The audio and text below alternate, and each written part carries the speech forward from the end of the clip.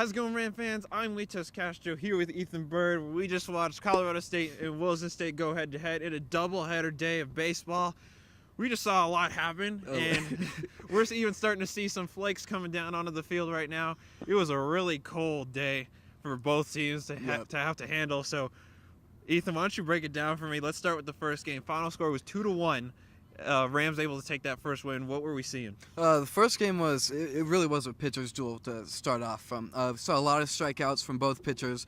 Strikeouts when it mattered. CSU's starting pitcher, number 30, he didn't throw as many strikeouts as his counterpart, but they came in big situations. In the first inning, a man on third struck out the batter to end the inning. He had men on second and third in the second inning, struck out the batter to end that inning.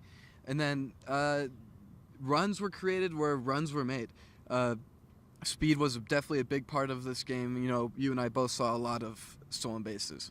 Yeah, and I think a lot of that attributed is just the Williston State team. They were just going for it, and I think a lot of that was risk taking, and for them it just didn't pay off. No. Whereas for the Rams, it was, you know, they were actually able to capitalize. They took advantage of the right moments. A lot of it was attributed to actually, you know, they were trying to throw from home plate and try to send it past, and it just ended up going into the outfield, which opened up the running space for the base runners, and I think that's what they needed, and they were able to come away with the 2 runs that they needed over that 1 run and that final run being in the bottom of the 7th in walk-off fashion. It is actually something I've never seen before. A drop third strike in the errant throw to first ended up scoring the run to win.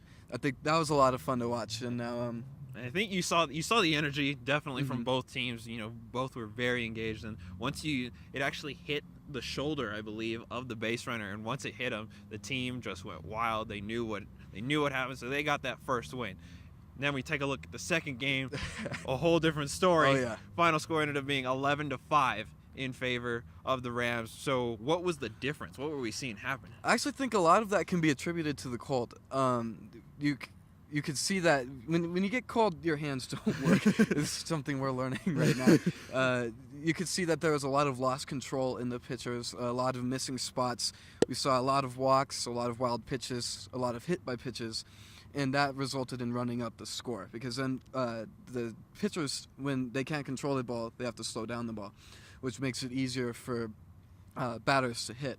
And when all of those base runners are on base, it's very easy to score a lot of runs, and I think that's really what happened here. Yeah, the bases were getting stacked on both sides. It started really in the second inning when the Rams got, you know, a 5-run, you know, spark all of a sudden just came out of nowhere with 2 outs, and then Williston State came out to bat, and all of a sudden it was tied up 5-5, and then Rams got another chance. They put 6 in that next inning. They put it up to 11.